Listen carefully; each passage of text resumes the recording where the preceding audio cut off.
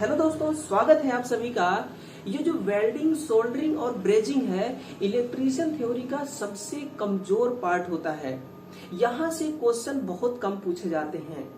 बेशक क्वेश्चन बहुत कम पूछे जाते हैं, लेकिन आप फिर भी इस पार्ट को आप इग्नोर नहीं कर सकते हैं। इसको आपको पढ़ना ही पड़ेगा, क्योंकि दोस्तों जब कोई विद्यार्थी 1000 प्रश्नों को सॉल्व करता है तो उसमें लगभग 8 से 10 प्रश्नों का आने का संभावना रहता है ना।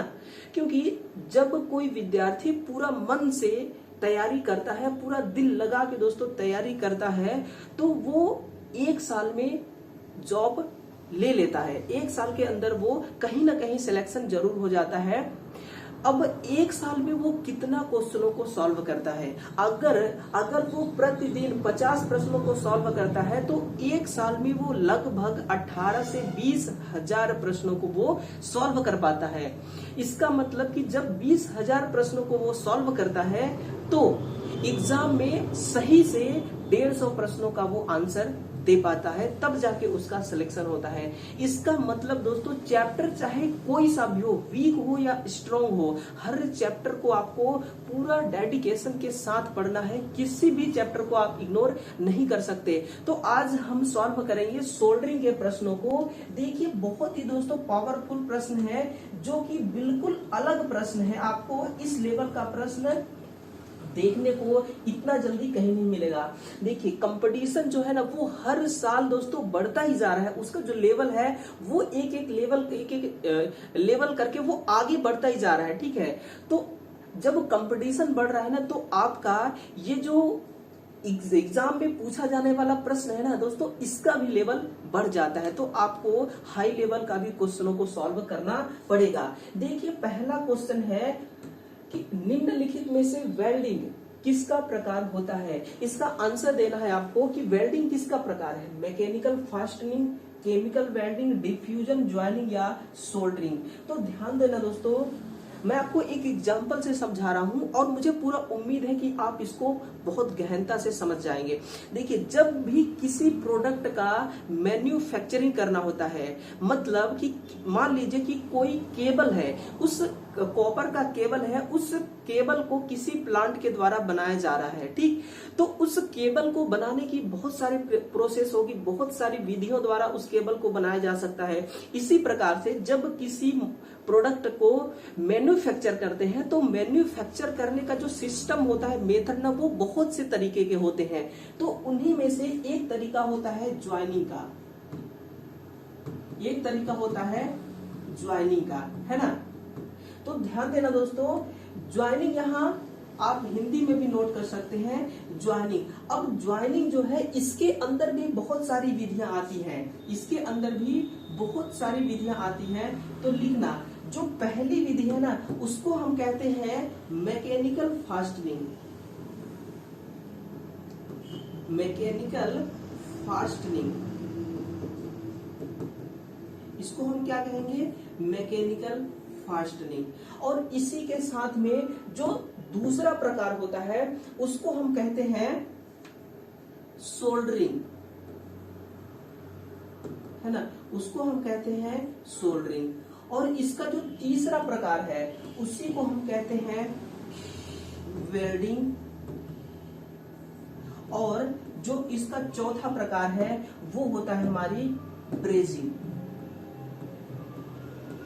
तो ये किसके प्रकार है? ब्रेजिंग, सोल्डरिंग और वेल्डिंग, सोल्डरिंग, ब्रेजिंग और मैकेनिकल फास्टनिंग, ये सब के सब है किसके प्रकार? ज्वाइनिंग का प्रकार। तो आप देखिए कि वेल्डिंग इसमें से एक प्रकार है जो कि है ज्वाइनिंग का प्रकार। क्लियर, समझ में आ गया होगा कि निम्नलिखित में से वेल्डिंग किसका प्रकार है? ये ज्वाइनिंग का एक हिस्सा है, एक प्रोसेस है। ठीक है ना, यहां तक बात समझ में आ गई। तो ये इसका करेक्ट आंसर होगा। चलिए नेक्स्ट क्वेश्चन देखिए, सॉफ्ट सोल्डरिंग को किस पदार्थ के लिए प्रयोग किया जाता है? टिन और लेड, शुद्ध कॉपर, सिलिका और लोड स्टोन, टिन और आयरन। इसका आंसर देना है आपको कि जो सॉफ्ट सोल्डरिंग होती है ना, इसका हम किस पदार्थ के लिए प्रयोग करते हैं। तो ऐसा जब भी क्वेश्चन आए ना तो लेड और टीन को आप करेक्ट करना कि जो लेड और टीन यानी कि दो पदार्थ है हमारे पास, ये है पहली पदार्थ और ये है दूसरी पदार्थ, इसको हमें आपस में क्या करना है, जोड़ना है।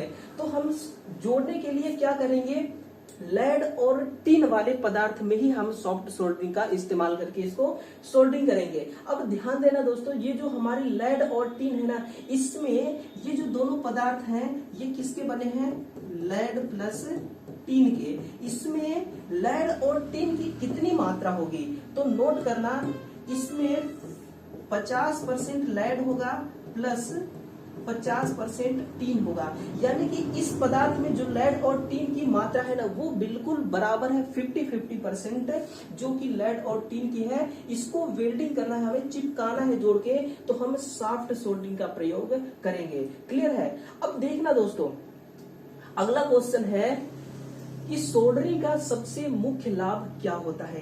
ये हुई ना बात, ये दोस्तों अच्छा क्वेश्चन है कि सोल्डरिंग का सबसे मुख्य लाभ क्या है। अधिक मजबूती, कम समय, मोटी सीट ज्वाइंट, कम तापमान या इनमें से सभी।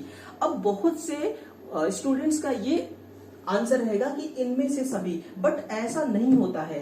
देखिए हम ऑप्शन को दोस्तों प्यूरिफाई करते हैं। अधिक मजबूती यानी कि सोल्डरिंग जो है ना ये अधिक मजबूती नहीं दे सकता है, तो फिर कौन देगा इसको, वेल्डिंग ही अधिक मजबूती दे सकता है सोल्डरिंग के हिसाब से।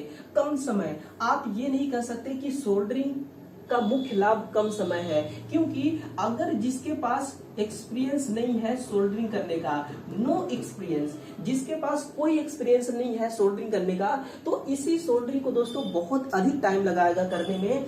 अगर जिसके पास एक्सपीरियंस है वो इसी सोल्डरिंग को कम समय में सोल्डरिंग कर सकता है। ठीक है। और मोटी सीट ज्वाइंट, दोस्तों जब भी मोटी सीट ज्वाइंट हो तो हम वेल्डिंग करते हैं ना कि सोल्डरिंग। यानी कि इसमें देखिए जो 80% कंपटीशन था ना इस क्वेश्चन में, वो तो हो गया दोस्तों समाप्त। ऑप्शन डी इसका कह रहा है कि कम तापमान, यही इसका करेक्ट आंसर होगा कि सोल्डरिंग का सबसे मुख्य लाभ ये है कि ये कम तापमान पे भी ये आराम से काम करता है। जो इसका कार्यकारी तापमान है ना वो दोस्तों बहुत ही कम होता है। नेक्स्ट देखिएगा कि फोर्ज वेल्डिंग का प्रयोग किन स्थानों में किया जाता है, लोहार खानों में, कारखानों में, पतली चादरों में या स्टील को जोड़ने में, सुहागा को जोड़ने में।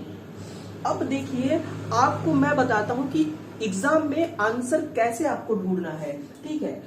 ऑप्शन ई कह रहा है कि सुहागा में, ये जो सुहागा होता है ना, ये जो सुहागा है ये सोना में काम लिया जाता है। किसमें, सोने में। मान लीजिए कि ये जो हमारी सुहागा है यानी कि जो सोना है वो सोना दोस्तों हाई टेम्परेचर पे क्या होगा, वो मेल्ट हो जाएगा, वो खुद पिघल जाएगा। तो हम क्या सोने को जोड़ेंगे वेल्डिंग से, वेल्डिंग का जो टेम्परेचर होता है, तापमान वो बहुत अधिक होता है, ये सोने को खुद पिघला देगा। यानी कि वेल्डिंग गर्म होने से पहले ही सोना पिघल जाएगा। तो इससे हम ज्वाइंट नहीं कर सकते, ना ही स्टील को ज्वाइंट कर सकते हैं, और पतली चादरों को भी नहीं कर सकते, और ना ही कारखाने में। जो लोहार खाने होते हैं दोस्तों, मैं आपको समझाने की कोशिश कर रहा हूं, उम्मीद है कि आपको समझ आ जाएगा। ठीक है ना।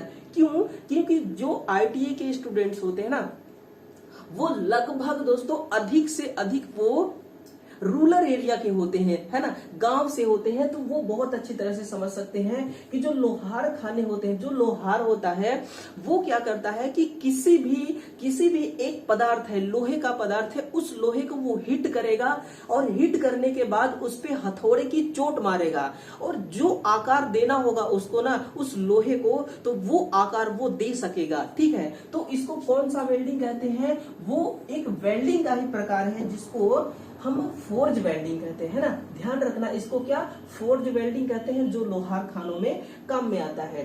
नेक्स्ट है कि अमोनिया क्लोराइड जैसे फ्लक्स का प्रयोग करके आप किन धातुओं को जोड़ते हैं। दोस्तों कितना रिस्पेक्ट के साथ ये क्वेश्चन पूछा गया है कि अमोनिया क्लोराइड जैसे फ्लक्स का प्रयोग करके आप किन धातुओं को जोड़ते हैं ना। देगी लोहे, माइल्ड स्टील, सीट, टैलो, जियाई या कॉपर की टर्मिनल्स। आंसर बताइएगा कि इसका सही आंसर कौन सा होगा। अब ध्यान देना दोस्तों, यहाँ पे ना आपने पढ़ा होगा जरूर कास्ट आयरन। कास्ट आयरन इसी को कहते हैं ढलवा लोहा। है ना। कास्ट आयरन को ही कहते हैं ढलवा लोहा। और इसको ना इन्होंने दोस्तों जो नीमी वर्ड किया है यूज, उसको क्या बोला है, देगी लोहा। ये जो देगी लोहा है ना, इसी को हम कास्ट आयरन और ढलवा लोहा कहते हैं। अमोनिया क्लोराइड जैसे फ्लक्स का प्रयोग करके हम इन्हीं धातुओं को जोड़ते हैं। अगला देखना क्वेश्चन नंबर 6 है कि television, tape recorder, deck, radio जैसे कार्यों के लिए किस सोल्डर का प्रयोग किया जाता है। बहुत ही शानदार क्वेश्चन है कि television, tape recorder, deck, radio जैसे कार्यों के लिए किस सोल्डर का प्रयोग करेंगे। Soft, hard, chip, fine. और हार्ड तो आप बिल्कुल भूल जाइए, क्यों, क्योंकि देखिए टेक्नोलॉजी फील्ड का ये कौन सा डिवाइस है, टेलीविजन, रिकॉर्डर और रेडियो। ये है दोस्तों, ये वो डिवाइस है जिसको हम इलेक्ट्रॉनिक में यूज करते हैं। कहा, इलेक्ट्रॉनिक सर्किट में। तो इलेक्ट्रॉनिक सर्किट में देखिए बहुत छोटे छोटे कंपोनेंट्स लगे होते हैं, जिनके जो टर्मिनल होता है ना वो बहुत पतला होता है। वेल्डिंग से वो क्या करेगा, वो हार्ड सोल्डर से वो खुद ही मेल्ट हो जाएगा, यानी कि खुद पिघल जाएगा। तो वो सोल्डर क्या करेगा, ठीक है। तो हार्ड सोल्डर को तो आप कर दीजिए डिलीट। फिर यहाँ पे ऑप्शन डी कहता है फाइन सोल्डर। यही फाइन सोल्डर ही इसका सही आंसर होगा कि टेलीविजन, टेप रिकॉर्डर जैसे प्लेटों पे हम किस सोल्डर को प्रयोग करेंगे, फाइन सोल्डर को। नेक्स्ट क्वेश्चन देखना कि अल्ट्रासोनिक वेल्डिंग को किन स्थानों में प्रयोग करने की सलाह दिया जाता है।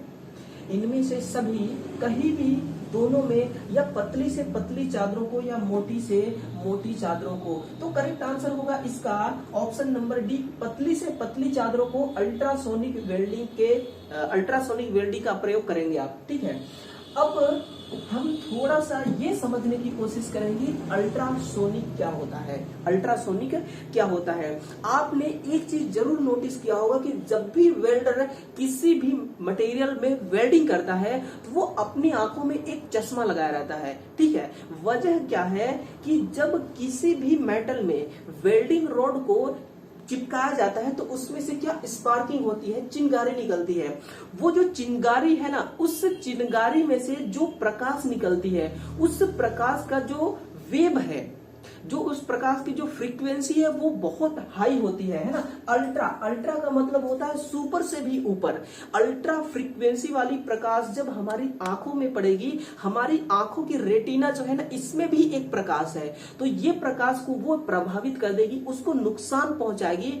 इसलिए अल्ट्रासोनिक वेव से बचने के लिए वेल्डर हमेशा अपनी आंखों में चश्मा लगाया रहता है, ठीक है। आपको वजह दोस्तों पता हो गया होगा, यही होता है अल्ट्रासोनिक, ठीक है। तो जब भी वेल्डिंग करना हो तो हमें अल्ट्रासोनिक वेव से बचना हो और अपने आंखों को सेफ्टी देना हो तो हमें गोगल्स जरूर लगाना चाहिए, ठीक है। देखिए पतली से पतली शीट जोड़ने के लिए हम अल्ट्रासोनिक वेल्डिंग का प्रयोग करते हैं, क्लियर। नेक्स्ट देखिएगा, वेल्डिंग किन सिद्धांतों पर कार्य करते हैं। फैराडे प्रतिरोध, रेक्टिफायर और सेतु या एंड रूल। तो ये हमेशा किस पे करेगा, प्रतिरोध के सिद्धांत पे। मैं आपको एक चीज दोस्तों ध्यान दिलाता हूं कि जो हीटर की कॉइल होती है ना, इस प्रकार से होती है ना। हीटर के अंदर जो कॉइल होती है कुछ इस प्रकार से होती है। तो ये इस हीटर की जो कॉइल है इसमें रेजिस्टेंस बहुत अधिक होता है, जो प्रतिरोध है उसका मान बहुत अधिक होता है। जितना अधिक होगा ना उतना ही इसमें टेम्परेचर, उतना ही इसमें ताप उत्पन्न अधिक होगा। और दोस्तों जो वेल्डिंग होता है इसमें तापमान बहुत अधिक होता है, इसलिए प्रतिरोध का मान भी बहुत अधिक होगा। H बराबर होता है I²RT। जो इसमें R है ना, इस R का मान जितना अधिक करेंगे H उतना ही अधिक होगा, क्योंकि H R पे ही निर्भर है। H को आप बढ़ाओगे तो R भी बढ़ाना पड़ेगा, ठीक है। तो इसका सही आंसर ऑप्शन बी होगा। नेक्स्ट है कि डीसी आर्क वेल्डिंग की कार्य क्षमता कितनी होती है। ये दोस्तों एक बिल्कुल नई और फ्रेश क्वेश्चन है, ध्यान देना। जो इसकी डीसी आर्क वेल्डिंग की कार्य क्षमता है ना, वो 61 यानी कि 61% इसकी कार्य क्षमता होती है। अब दोस्तों इस क्वेश्चन को हम करते हैं पोस्टमार्टम, डीसी आर्क वेल्डिंग। अब दोस्तों अगर आपसे पूछे ना कि जो डीसी वेल्डिंग है इसमें स्टार्टिंग में क्या होता है, वेल्डर को आर्क बनाना होता है। तो जब आर्क बनाना हो ना, स्टार्टिंग में आर्क बनाने के लिए कितने डीसी वोल्टेज की आवश्यकता पड़ती है, तो लिखना इसमें जो डीसी वोल्टेज का मान है स्टार्टिंग में, किसकी हम बात कर रहे हैं, स्टार्टिंग की, तो स्टार्टिंग में 30 से 50 वोल्ट डीसी, 30 से 50 वोल्ट डीसी, क्योंकि जैसे ही वेल्डर वेल्डिंग करना स्टार्ट करेगा तो पहले उसको स्पार्किंग निकालना होगा, स्पार्क बनाना होगा। तो स्पार्क बनाने के लिए 50 से अधिक वोल्टेज नहीं होती और 30 से कम नहीं होना चाहिए। अगर 30 से कम होता है तो स्पार्क ही नहीं बनेगा, तो फिर वेल्डिंग क्या होगी, तो 30 से कम नहीं होना चाहिए, है ना, और 50 से अधिक नहीं होता है। और रनिंग टाइम की अगर बात करें, रनिंग में कितना होता है, तो रनिंग में 15 वोल्टेज, यानी कि ये जो आर्क है ना, एक बार आर्क बन गया, स्पार्क एक बार वेल्डिंग के लिए बन गया, तो फिर वेल्डर वेल्डिंग करना स्टार्ट कर देता है, वेल्डिंग करता जाता है, तो उसको कहते हैं रनिंग टाइम। तो रनिंग टाइम में वोल्टेज घटकर कितना होता है, 15 वोल्ट। यहां से एक ये क्वेश्चन दोस्तों बनता है कि वोल्टेज को इतना हम कम क्यों करते हैं, ठीक है। तो वोल्टेज को कम करने का एक ही पर्पस है, देखिए, जब हम वोल्टेज को कम करते हैं तो रेजिस्टेंस अधिक मिलता है। एक सूत्र होता है V बराबर I/R, ठीक है। अपने को क्या चाहिए, हीट चाहिए। अपना जो पूरा दोस्तों मुद्दा है ना, वो किस पे है, वो किस पे टिका है, तापमान पे, टेम्परेचर पे, क्योंकि वेल्डिंग का टेम्परेचर हाई होता है। तो देखना हम टेम्परेचर हाई कैसे करते हैं, वोल्टेज को हम क्या किए, घटा दिए। वोल्टेज घटने से रेजिस्टेंस का मान बढ़ गया, ठीक है, यहां तक पता चल गया। और जो H होता है ना, ये सीधा समानुपाती होता है R के, यानी कि अगर आपको H यानी कि हीट, तापमान अधिक चाहिए तो आपको रेजिस्टेंस अधिक करना ही होगा।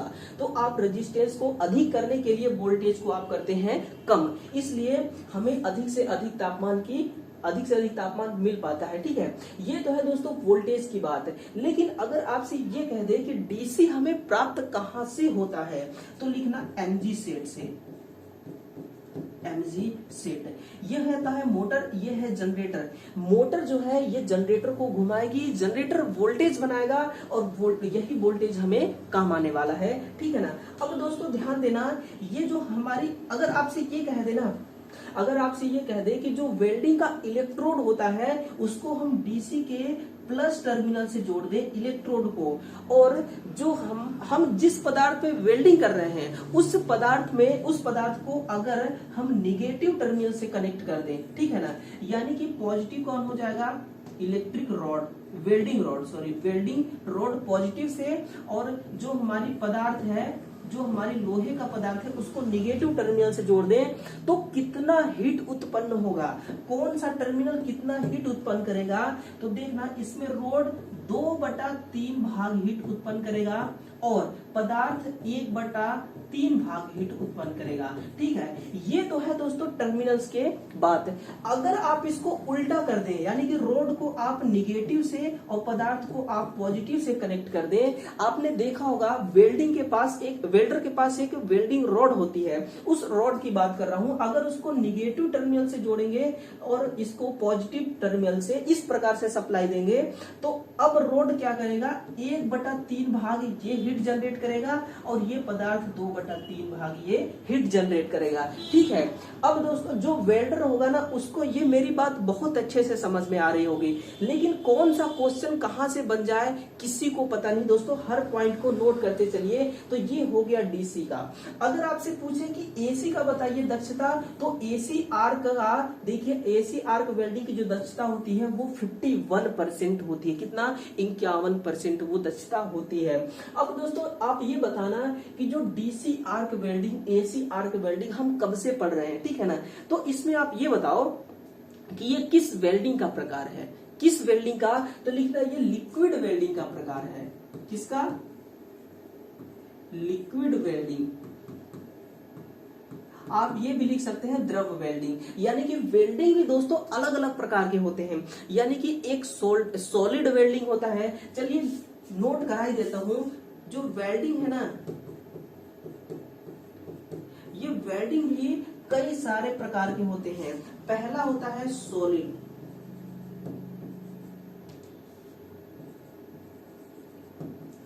और दूसरा होता है liquid,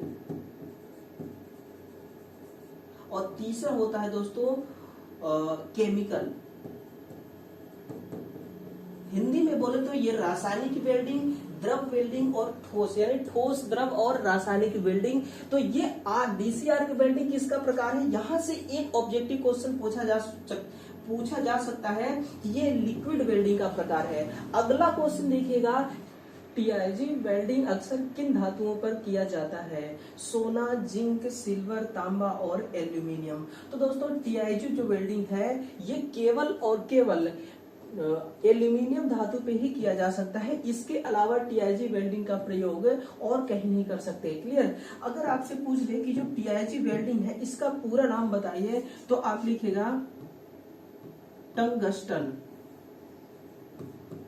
tungsten inert, tungsten inert gas welding, ये इसका फुल फॉर्म होता है।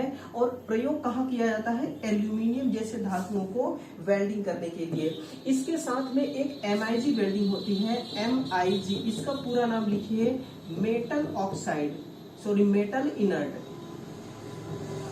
Metal inert gas welding. ये दोनों कौन सी वेल्डिंग है? दोनों के दोनों गैस वेल्डिंग है। लेकिन ये किस वेल्डिंग का प्रकार है, ये अगर आपको जानना है तो दोस्तों आपको ये जानना होगा कि वेल्डिंग के टोटल कितने प्रकार हैं, है ना।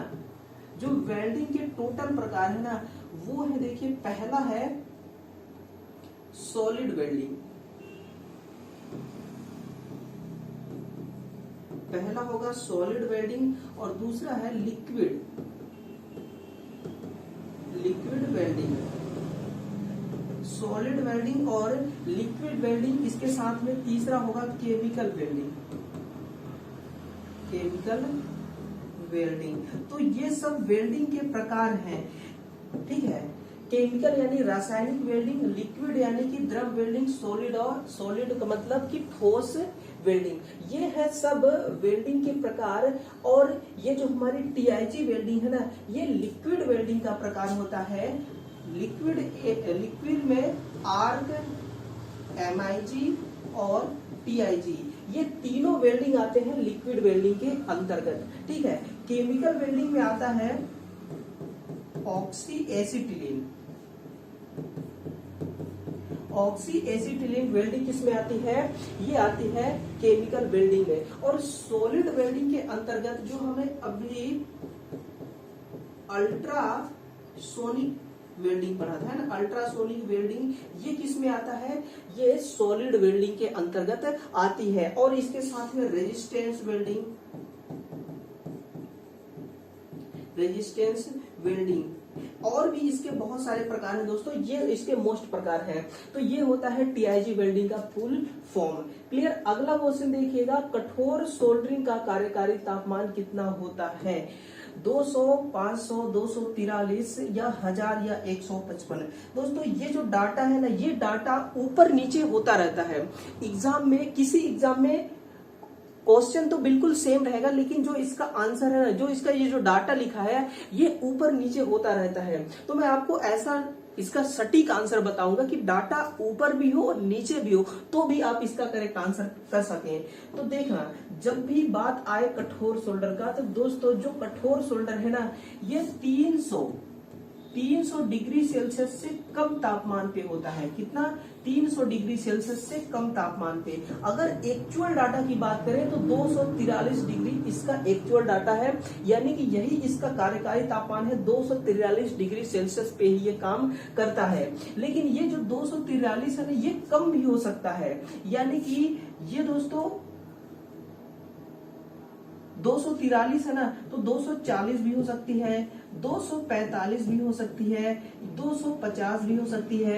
यानी कि एग्जाम में आपको ये देखना है, अगर ये वाला ऑप्शन है कि इतना से कम, 300 डिग्री से कम या 500 डिग्री से अधिक, तो आपको 300 डिग्री सेल्सियस से कम वाला ऑप्शन को सही करना है। अगर 243 ना आए तो इसके आसपास जो भी आपको डाटा दिया हो उसको आपको करेक्ट करना है, ठीक है। तो कठोर सोल्डरिंग का दोस्तों यही कार्यकारी तापमान होता है। नेक्स्ट है कि इनमें से सोल्डरिंग की कौन सी दो विधियां हैं। सोल्डरिंग की भी दो विधि होती है, लिखिएगा पहली विधि। सोल्डरिंग की दो विधियां होती है। पहली विधि होती है दोस्तों गन सोल्डरिंग, और दूसरा होता है मॉस, गन और मॉस। अब इसमें जो गन सोल्डरिंग है ना, इसका प्रकार तो एक ही होता है, आयरन सोल्डरिंग। ये गन सोल्डरिंग का प्रकार है। और मॉस सोल्डरिंग में कुल 3 प्रकार के मॉस सोल्डरिंग होते हैं। पहला होगा डिप सोल्डरिंग, दूसरा ड्रैग सोल्डरिंग और तीसरा वेब। पहला डिप, दूसरा ड्रैग और तीसरा वेब सोल्डरिंग। यानी कि ये तीनों मॉस सोल्डरिंग के प्रकार हैं और गन सोल्डरिंग का प्रकार केवल एक ही है। और ये दोनों कौन से किसके प्रकार हैं? ये सोल्डरिंग के प्रकार हैं। तो सोल्डरिंग की कौन कौन सी विधियां हैं? सिम और गन और मॉस, ये इसका करेक्ट आंसर होगा। क्लियर। अगला देखिए कि नट बोल्ट जैसे धातुओं को वेल्ड करने के लिए कौन से वेल्डिंग को सबसे उत्तम माना जाता है? Silver welding, chip welding, seam welding, projection या पता नहीं, ठीक है। तो दोस्तों आपको मैं याद दिला दूं कि जो टावर के द्वारा पावर को ट्रांसफर किया जाता है, हाई वोल्टेज को ट्रांसफर किया जाता है ना, तो जिस टावर में नट बोल्ट का प्रयोग करते हैं तो वो अक्सर वेल्ड किया हुआ होता है। आपने इस चीज को नोट किया होगा। तो वो किस वेल्डिंग का प्रयोग करते हैं? तो वहां पे हम प्रोजेक्शन वेल्डिंग का, क्योंकि ये जो प्रोजेक्शन वेल्डिंग है ये इतना हार्ड होता है, इतना कठोर होता है ना, बहुत अधिक कठोर होने की वजह से प्रोजेक्शन वेल्डिंग का प्रयोग नट बोल्ट जैसे, हालांकि उसके अलावा भी दूसरे स्थानों पर भी जहां भी हमें नट और बोल्ट को वेल्ड करना होगा ताकि कोई गलती से भी गलती ना कर सके, तो इस प्रकार के कार्यों के लिए हम प्रोजेक्शन वेल्डिंग का प्रयोग करते हैं। क्लियर। ये जो प्रोजेक्शन वेल्डिंग है ये सॉलिड वेल्डिंग का प्रकार है, सॉलिड वेल्डिंग का प्रकार है, यानी कि कठोर वेल्डिंग का प्रकार प्रोजेक्शन वेल्डिंग होता है। क्लियर। अगर आपसे ये पूछेगा कि सीम वेल्डिंग का बताइए कहां पे प्रयोग होगा, तो आप लिखिएगा पतली चादर या पतली सीट हो, इनको जब आपस में जोड़ना हो, इनको कनेक्ट करना हो, तो आप किसका प्रयोग करेंगे? सीम वेल्डिंग का।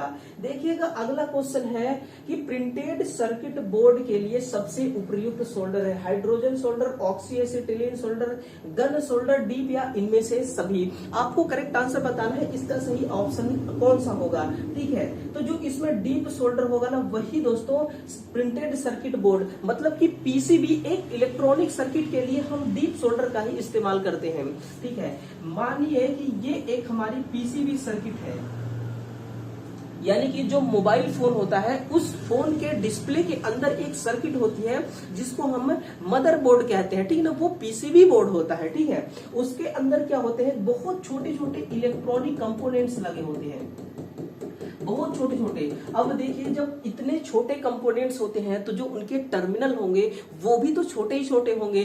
तो ऐसे में क्या होता है कि हमें बिल्कुल दोस्तों अगर किसी गहराई वाले स्थान में हमें किसी एक ट्रांजिस्टर को कनेक्ट करना होगा, वहां पे वेल्डिंग करके, सोल्डरिंग करके, तो हम किस सोल्डर का प्रयोग करेंगे? डिप सोल्डर का। इस डिप सोल्डर की जो नोक होती है, इसकी जो बिट होती है, ये बिल्कुल दोस्तों पतला और नुकीला होता है ताकि आसानी से ये अंदर जा सके, अंदर तक जा सके और आराम से सोल्डर कर सके, ठीक है। तो डिप सोल्डर का प्रयोग करते हैं। अब देखिए ऑक्सी एसिटिलीन सोल्डर, ये सोल्डर नहीं, ये वेल्डिंग होता है। ये क्या? ये वेल्डिंग होती है, ऑक्सी एसिटिलीन वेल्डिंग। इसका प्रोसेस समझते हैं। इसमें ना जब भी इसको किया जाता है तो इसमें दोस्तों 2 सिलेंडर होता है। ये है पहली सिलेंडर और ये है इसकी दूसरी सिलेंडर। अब समझना मेरी बात को, यहाँ पे हमारा रखा हुआ है वर्क पीस, यानी कि कोई लोहे का पदार्थ है जिसको हमें जोड़ना है। जिसको हमें जोड़ना है। तो अब इसमें क्या किया जाता है, देखना, यहां से एक पाइप निकलती है, ये एक पाइप है, ठीक है ना, ये पाइप दोनों सिलेंडर से कनेक्ट होता है। क्या होगा, दोनों सिलेंडर से ये कनेक्ट होता है। तो यहां पे एक खोलने का जुगाड़ होता है, इसमें दोस्तों भरा होता है ऑक्सीजन, यानी कि इसमें ऑक्सी भरा होता है, O2 हवा, और इसमें भरी होती है एसिटिलीन। एसिटिलीन और ऑक्सीजन, एक पाइप के माध्यम से ऑक्सीजन जाती है यहां से, फिर इसी पाइप में एसिटिलीन भी जाती है आगे, और ये यहाँ पे जलती है।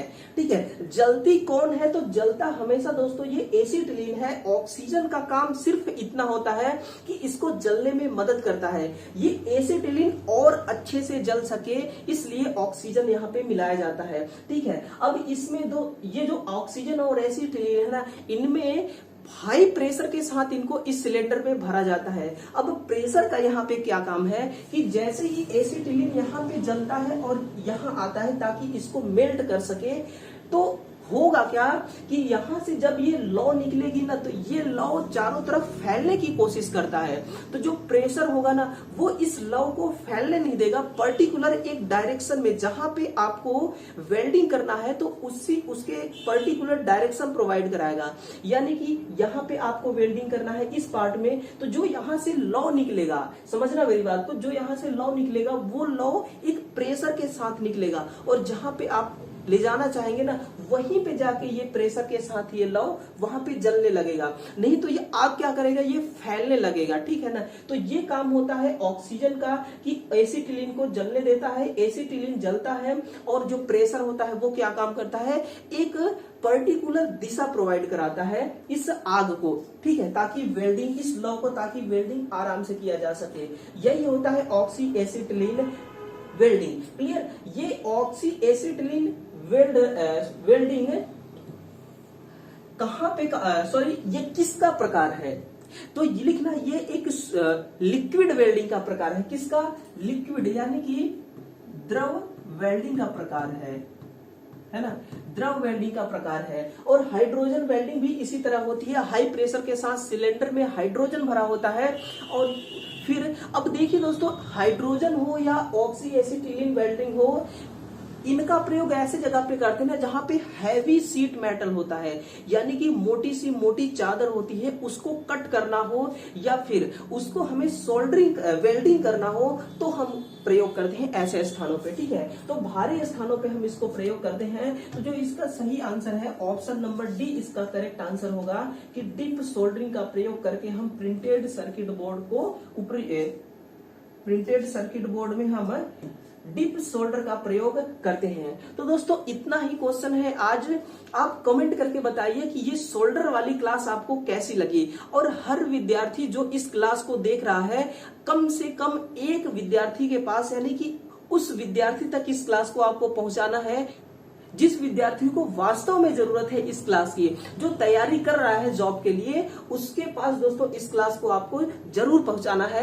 वो दिल से आपको धन्यवाद देगा, है ना, दिल से आपको थैंक यू कहेगा। बस इतना सा काम करके आप अपने दोस्त की दोस्ती निभाइए, उसका हेल्प करके। तो ठीक है दोस्तों, अगले क्लास में फिर से हम कल सुबह 7 बजे मिलते हैं। तब तक के लिए थैंक यू।